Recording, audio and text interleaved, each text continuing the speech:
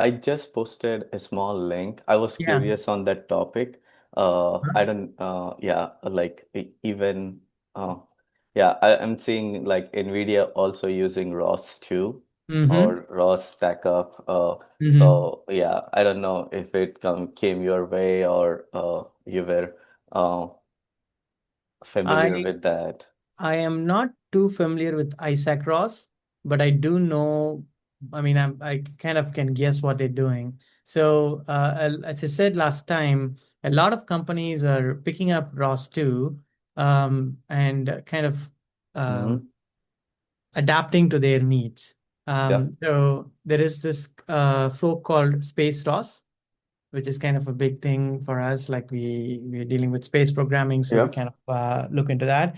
And there are also programs that talk about I mean, this is one of these things. And then there is also this industry-based ROS thing where they tweak that and make it specific for industries. So this is more like NVIDIA's version of doing ROS. So this is particularly using the CUDA cores and basically using NVIDIA's hardware to do ROS stuff.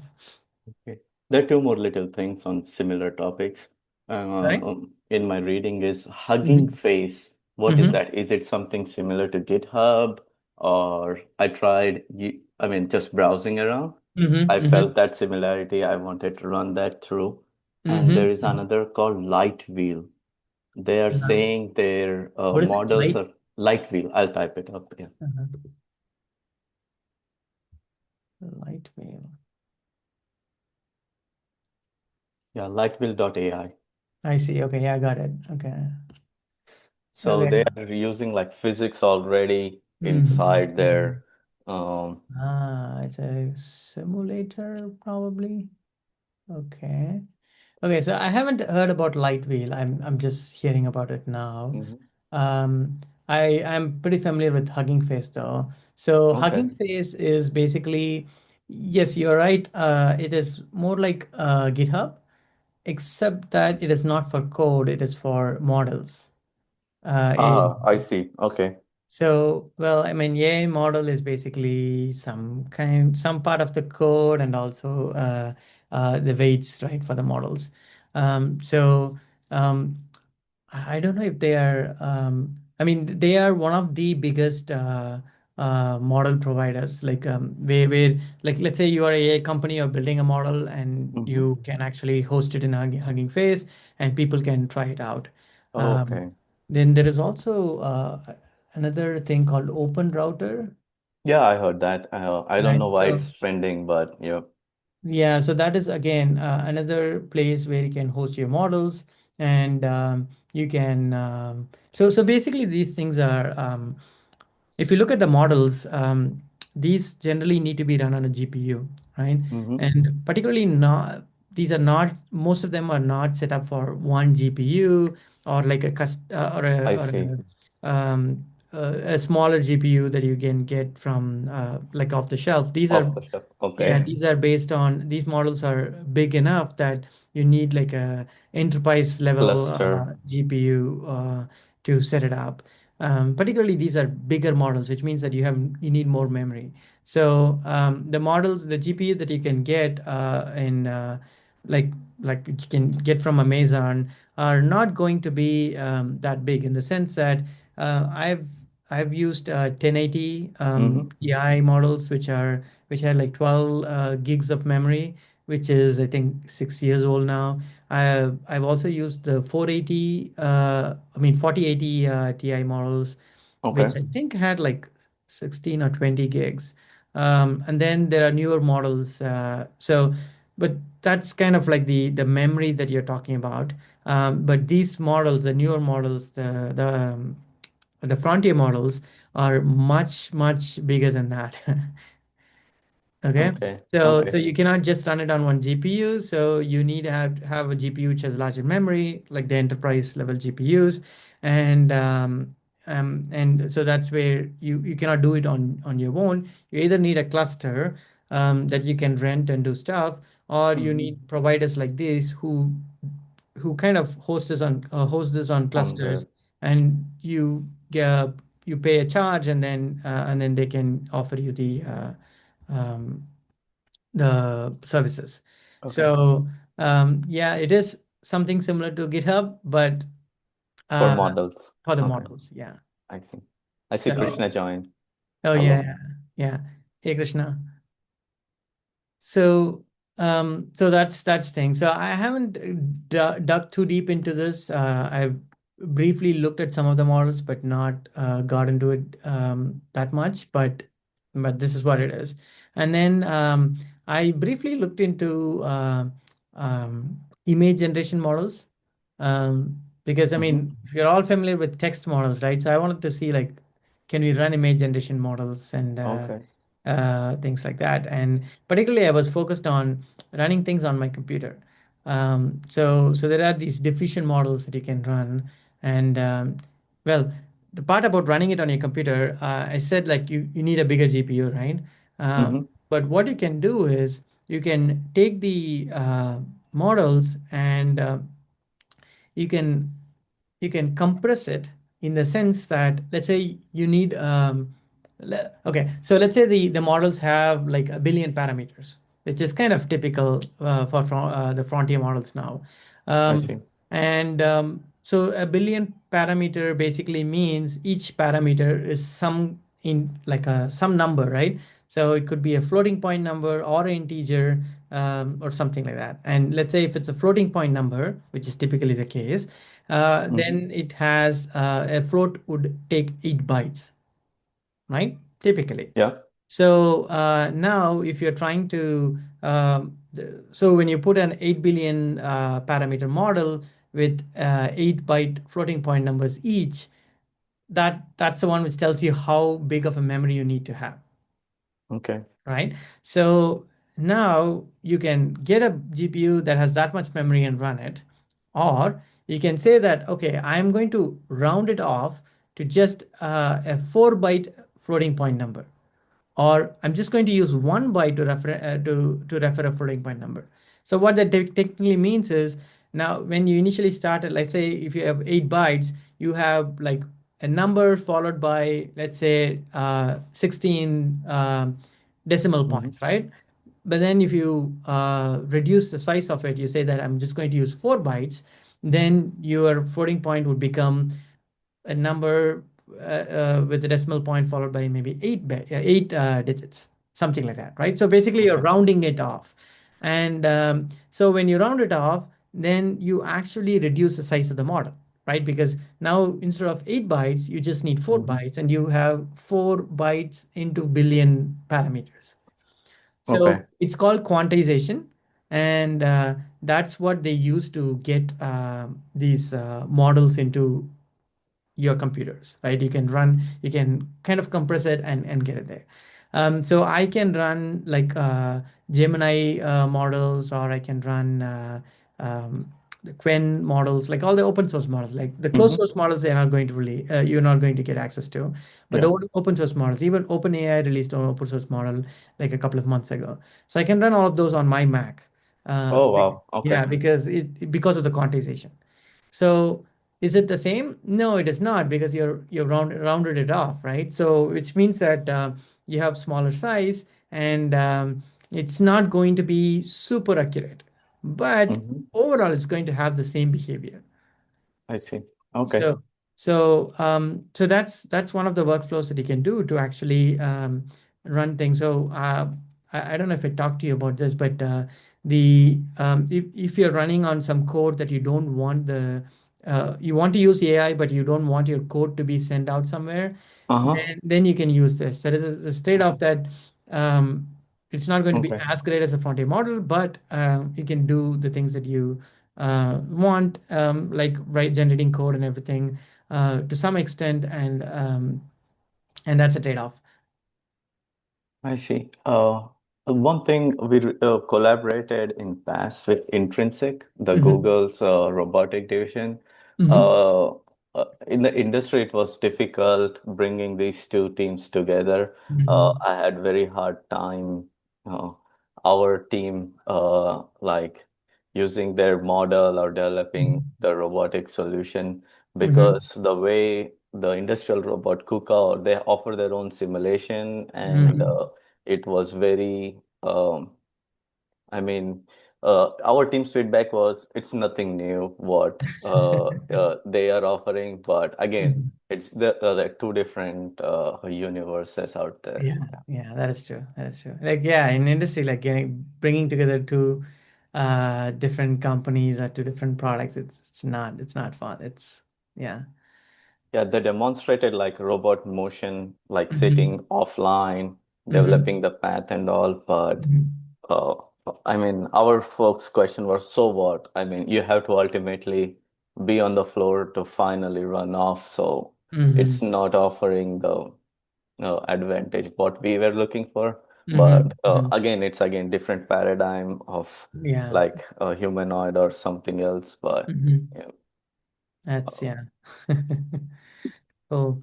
I was trying to use like this simul. My big picture was to learn like any other current company's open source simulation or something and try to use Hmm. it in industry, but it's kind of Hmm. closed off at this point, at least where Hmm. I work. I see. I see. So you said which simulator is this like ignition or like Uh, for the Kuka Sim, and okay. from the Google, it was intrinsic. Intrinsic? Yeah, I haven't heard about that. Is it like it an open it source thing uses, or? yeah, Gemini 3 model. I It see. uses. Okay. Ah, wow. That is cool. Oh my God. So a lot of these things are coming out. It's really hard to even keep track of like what are the latest models and like what are the latest solutions and This simulations. was like more than 1.5 year back. I I see. tried Okay. to implement, but yeah, at that point, I posted a link just now. Yeah. Okay. Yeah, I'm on that website. Yep. Thank you. Yeah. Uh, so this is like a Google-based stuff or? No, that it's like a X moonshot, one of the moonshot Oh, I factories. see. Yeah. X-Prize stuff. Okay. Yeah. So you can develop algorithm and everything like in the blocks. So Mm-hmm. they're trying to not use the command language, Mm-hmm. use the Mm-hmm. simpler tools. Let's Mm. say like Adobe put together all your flows and give Mm-hmm. command to move. I So see. you don't have to just use the blocks and create the program for the motions kind of. Uh, Yeah. okay. Okay. Well, yeah. So I think the main thing with these kind of tools is with any of these things like if there are two parts to it. One is like the marketing part of it where they Yeah. can blow it up and make it useful, like say that that's a big tool, but then there is also this crowd part of thing where people like if it is a really good kind of simulator that does things really well, it just kind of comes up to the top, right? People Yeah. We'll kind of catch push it. it to the top and they kind of make it um, more famous, and that's kind of what I have seen typically work. And in the long run, that is only the things that'll stay. The marketing part, like they can pump a lot of dollars and into it and Yeah. make it famous, but it wouldn't stick if it's not super great. And the thing with simulators specifically, what I've seen is a lot of them come out and they claim a lot of things. And when you look at the demo videos, they look awesome, right? It's like, oh, how did they Mhm. do that? This is great. This is a functionality I was waiting for. But then when you get into it and get into the guts of it and try to do real things, that's when you actually face issues. And some of them are not that great, or some of them do have great features, but there's a very huge learning curve that you need to jump. And uh, uh, and some of them might be finicky, like they will work, but then they might not work the way you want it. So for example, in our team there was a need for like we are working on ag robots, so we wanted Yep. to have a way to simulate things where we can take a tool and cut off the stem. Like let's say you have a Yeah. strawberry and you're taking a snipper and cutting it off, Yeah. and you Snip want it to get out. the strawberry out. I mean, in real world, this is a simple task, right? We pluck off Mm-hmm. strawberry from a stem, and that's kind of like a natural, obvious thing. In simulation, it is really, really, really hard. The reason, there are multiple reasons to it. One is um, the the strawberry and the stem, these are all flexible. Hmm. In simulation, it's easy to simulate rigid bodies, but it's Yeah. really hard to simulate flexible bodies, right? Oh, yeah. So you have to have some kind of a mesh, and also the mesh should be deformable. So it should be a deformable mesh, and that deformation should be based on some criteria. So there has to be some kind of structure to it, right? Because if you have a mesh that is like uniformly deformable, then it just falls off. So Hmm. it has to be a little bit more stronger near the connections, and then as it goes down, it should be weaker and all those things. So there's a whole bunch of physics that goes into which part of the mesh should be how strong. And then the much more harder part is like how do you snip the strawberry out? Because um, if this is a whole mesh, there is no notion of cutting a mesh in physics in a simulation. So what they have come up with is like recently they have these simulators where you have two different measures, like one for strawberry, one for the stem, and these two are connected through a joint. Oh, And then joint is how you define this in physics. And then when you snip it, so you have to have a force beyond which the joint would break. And when that breaks, the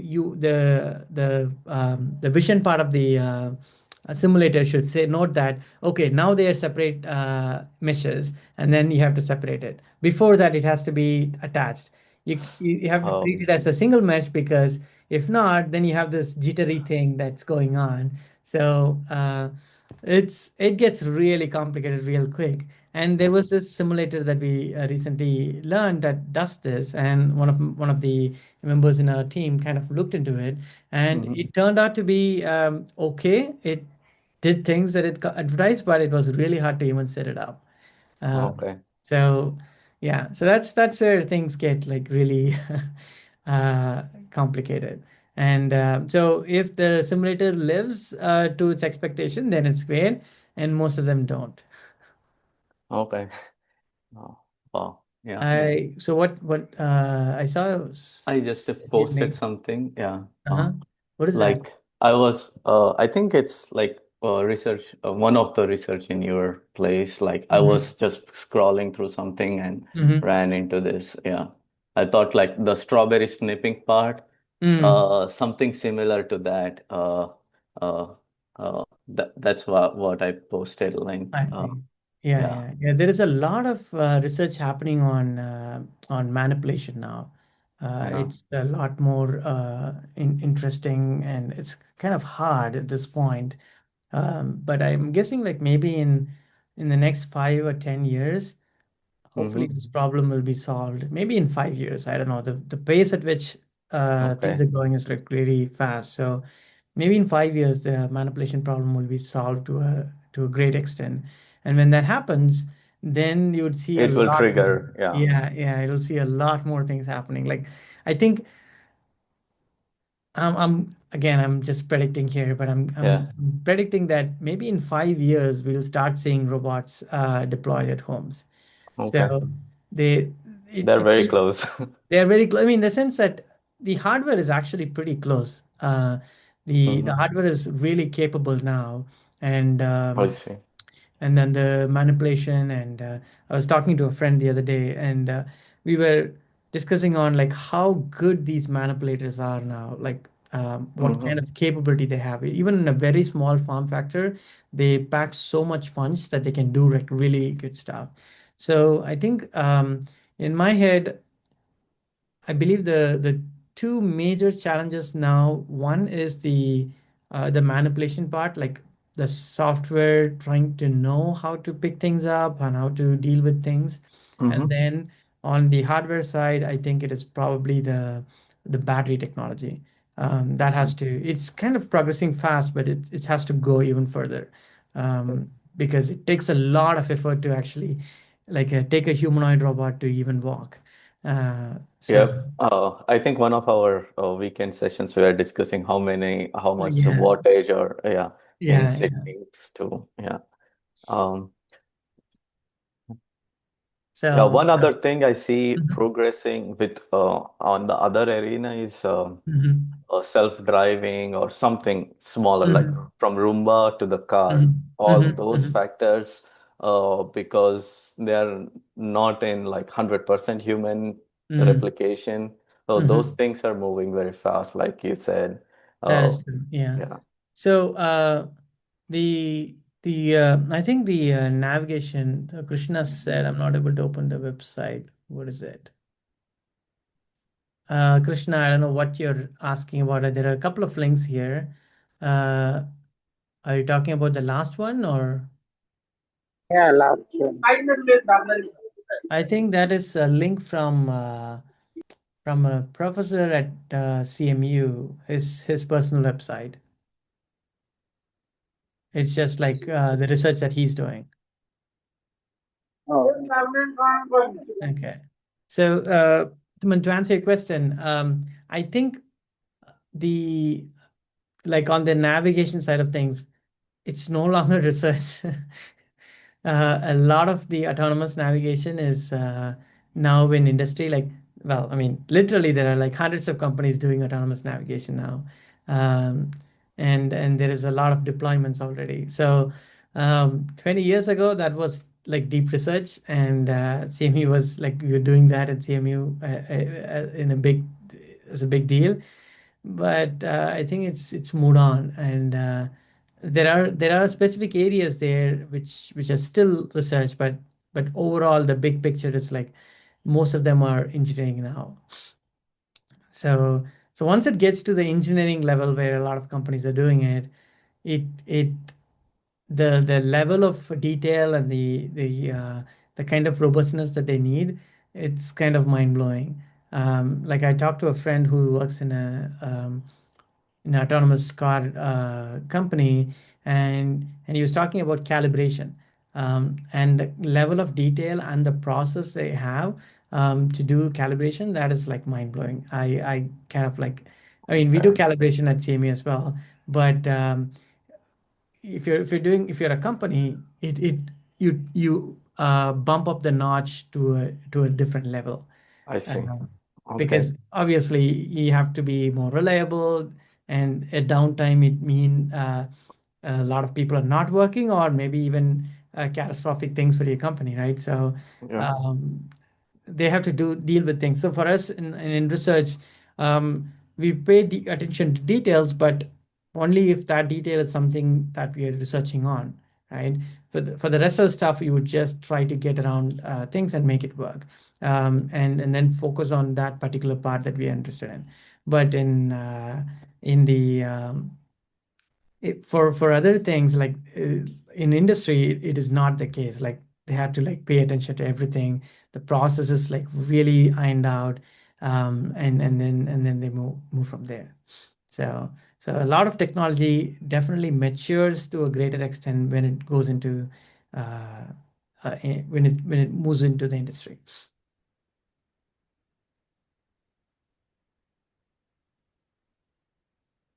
Okay. So what should we do now? I can go through the rest of the slides that I have on ROS2 side of things. Maybe I should do that. What do you guys think? Or maybe we can talk about something else. I wanted to ask one little thing Yeah, I go came ahead. Go ahead. across. I mean, we can go through the content as well. No, I mean that's Uh, we can do that next week as well. That's yeah. fine. I posted in the chat. Okay. I Yeah. thought it was a cool new product in the LiDAR space. On engine. Solid state. Okay. I haven't dug too deep into the solid state side of things on the LiDAR technology, but I know that's something that has been progressing so fast recently. Um, so you know what the difference, or like what solid state means, right? Like, yeah. No, I am not Okay. familiar. Yeah. Okay. So typically, when you have a LiDAR, what you Hmm. do is you take a laser and you shine the laser, right? And Yes. then, okay, so that's the first part of it. Shining the laser, that's not a big deal. But then you look at the reflection. Reflection. Yeah. And then Hmm. most of the time it's time of the flight. So you see that how long it took for the light to come back. Yeah. And then based off of that, you would say that, okay, this object Object is this is, far. yes. So the complexities there are, the first thing is um, the time limit that you're looking at, the Hmm. time delta you're looking at. Again, given that light passes really fast, 3 million miles per second, when objects are close by, or like even far off, like even 30 meters or so, uh, it is on the order of microseconds, not even milliseconds. Okay. Milliseconds is 1,000th of a second. Microsecond is 1 millionth of a second. Millionth of Right? a second. Yeah. So it is as small as that, which means that you have to have this electronics or your computing fast enough to compute that time difference, time delta. I see. Okay. Uh-huh. Okay, so that is one of the main reasons why these computing needs are like they have really tight computing needs on what you need to process. So these are Okay. not going to be like a regular computer chip, but it's mostly these are calculated like these are called system on chip, where So, the yeah. calculation happens on the chip, like FPGAs or something like that. Yeah. Uh, Hmm. so, so that's one part of it, of the lidar. And then now you have to say that, okay, I'm shining this laser, and then I'm turning and shining a next laser, and I need to distinguish between the the returns of both of Both them, right? Because the first laser shine that you shined sent out. went out, and then maybe that there was maybe something at 30 meters, and then it came back, so traveling 60 meters total. But the other one, maybe you had something at 15 meters, so it traveled 30 meters and came back, right? So now you have to, these are coming at different time intervals, and you need to figure out which one is which. I don't know the Hmm. details of this. I haven't worked on the details, but I'm Okay. wondering, these are the kind of details that you need to work on, and that's what made LiDAR technology really hard, right? But these are I all, see. yeah, but these Uh, are all solved because with the advancements in computing and things like that, they were able to do everything on the chip, so you don't have to do this custom. And then the chip technology also progressed so that we can get really fast and also really power efficient, so you can do that everything on a smaller area on a chip.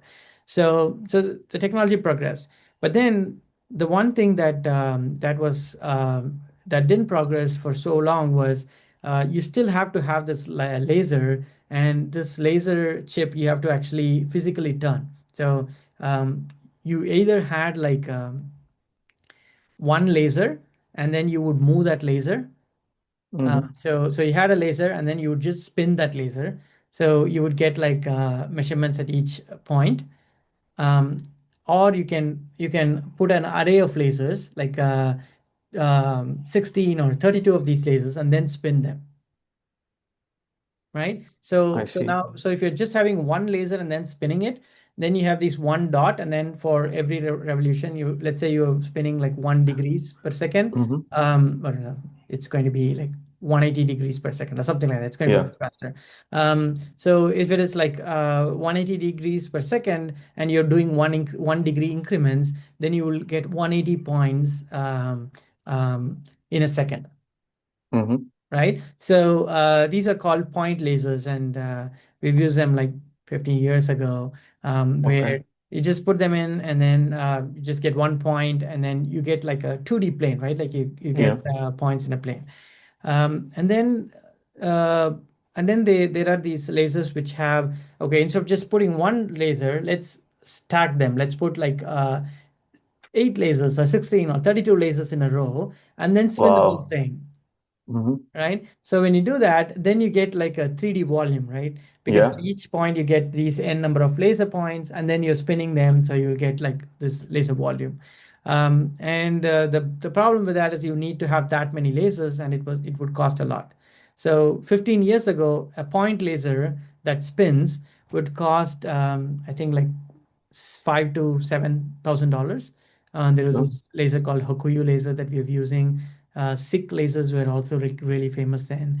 Uh, Sick. Yeah. Sick. And then these Valodine lasers come in. So Yep. when they did this car Oh, things, they realized that you cannot do operate in a plane. You need okay. 3D thing. So that's when Valodine came into the picture, and then they released these 16. Actually, the Valodine 64, which is a 64 laser I uh, see. thing, Okay. and like the early autonomous cars, all of them had this huge chunky thing on top, Mm-hmm. which had this thing spinning in the and collecting the points. So it's basically these lasers, 64 lasers, and on a motor that just keeps spinning, right? Okay. So there is also like electronics that processes these signals and everything, but it has a moving part. Okay, Part. this is a Yes. spinning thing, right? So what solid state means is they don't have any spinning part. Oh, I see. It Mm-hmm. is just like some electronics that is there that would do everything without any moving part at all. Gee. So it Okay. could be like, let's say, instead of having, I mean, a naive way of thinking about it is like instead of having just 64 lasers, you have 64 into n basically on a One beam. cylinder, right? Yeah. Okay. So, and if you have that many sensors, then you don't have to spin it because you can just fire them all up and get all the points directly, right? Okay. Uh, so that's one naive way of doing it, but there are other ways. As I said, I'm not like too familiar on this solid state Mm-hmm. technology, but that's what it is. Like you're kind of trying to put it all in a chip so that you don't have to spin any or you don't have to have any moving parts. Um, and it's actually a lot more helpful because Failure modes. Yeah. exactly, like if you're on an autonomous car, you have a lot of G's when you're accelerating and stopping, Mm-hmm. and there is this a lot of shaking in the car, and any moving part would eventually fail, like no Yeah. matter like how good the machining and everything is. So if you have a thing that is not moving, that makes it a lot more reliable. Right. Okay. So that's what this is. But then there was, again, I said there are challenges of how many sensors you can have, right? Because you cannot just put n sensors, and those are like really costly parts to it. So each of them have different kind of uh, techniques or ways to solve that problem. So maybe this one is a similar kind of solid state thing. As you can see, it doesn't have any moving parts in it, right? Okay. Uh, Yeah. so I need to I look. was not familiar with solid state yeah, Yeah, yeah. lidars. So Yeah. that, yeah, Never that's kind run of the into. thing. Okay. Yeah. Uh, So yeah, I think the most recent I think Valentine was bought by a different company. Who bought that? Let me check. yeah, I forgot to. Ooster brought Valentine. Yeah. And Okay. then they still make these pucks, which is these smaller Valorant devices. Mm-hmm. It used to be 16 lines. Now I think they're 32. But I think Ooster devices are, they also combine solid state into their stuff, I think. Ah, I see. This is oh, okay. So they I have a bunch of sensors. Yeah, I think the Chinese humanoid startup or whatever. Mhm. I was looking. They're $400. They're giving this puck the lidars Oh my God. 300 or 400. Yeah. Oh my God, I $400. forgot the name of the top That's startup. that's crazy. Yeah. That's really crazy. So, like early on, when we were actually, when I actually started CMU, we had this SICK Unitary. lasers, and then just a planar laser, right? Just a single point. Mm-hmm. Yeah. We cannot afford the Valodine for every project because that would cost like $60,000. Like the 64 Insane. thing lasers that were $60,000. So what we did was we would take this line laser and Mm-hmm. then we would Okay. do this nodding ourselves. So basically, so Ah, I the see. line laser, let's say if you just put it horizontally or like just put it on the table, you get this plane, right? Mm-hmm. So if you just do this thing, then you're actually getting the 3D points.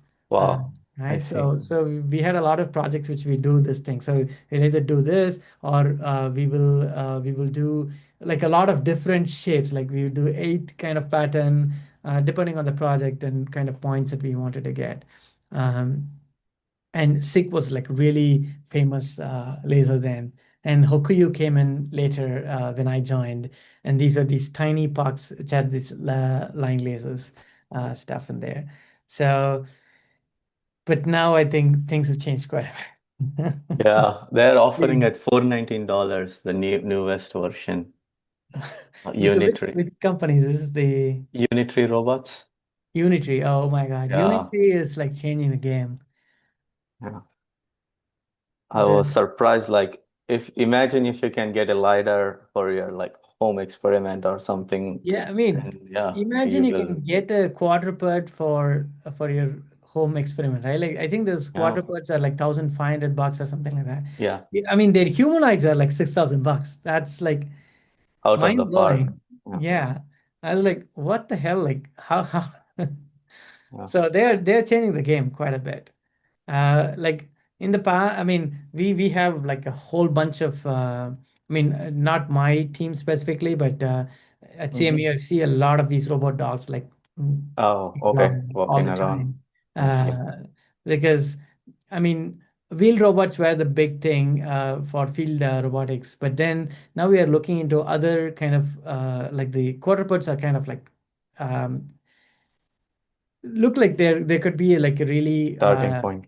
yeah, and more um I mean they seem to I mean obviously they have this legged motion, right, which means that they can Hmm. climb and um go through like harder terrain, which is kind of the case in field robotics. So we are kind of definitely looking into a lot of these robots now, so and making them cheaper to like less than a few Oh, $1,000 is it's kind of crazy. yeah. All the like current harness suppliers or the tier two, tier three automotive, they Mhm. are pretty much contracted developing lines for the humanoids. That's Oh, the current situation. Yeah. I see. Wow. This is yeah, I don't know. Like it's really hard to kind of predict where the industry is going. And yeah, I guess it feels great to be on the cutting edge and looking at these things and Yeah. playing with these things. Absolutely. Yeah. So, and I guess like it used to be like really hard to get into these domains before, but now it's not that bad. Anyone can actually get into it and kind of do things and explore things. So that's it's really an awesome time to live in. Yeah. Oh. Okay, cool. I Um, think I have that's it from my end. mhm. Yeah. Uh, yeah. Okay, Like so open points like whatever I ran into. Yeah. Over the week. okay, cool.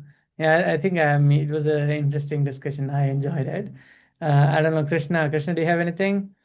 Do you want to talk about some things? Sir, I would like to read URDF files. I cannot hear you properly. How to read URDF files?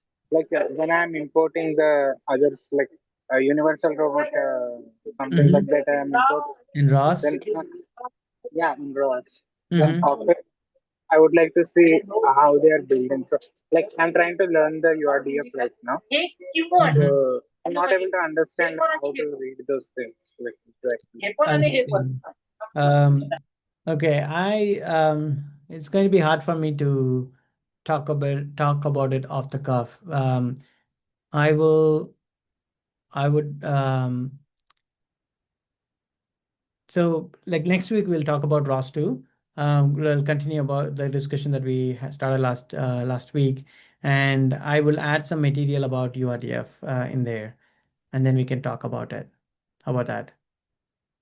Sure, sure. Thank you. Okay. So, on a high level, URDF is just like a way to represent your robot in the simulation. So, it is kind of like an XML format where you specify where things are and detail that, but that's on a high level bit. I'll add more details on what it is, how to set it up, and things like that. Okay. Sure. Okay. Okay. Cool. I think we are close to the top of the hour. Is there anything else that we should talk about today? I think I'm good, Srini. Thank you. Okay. Yeah.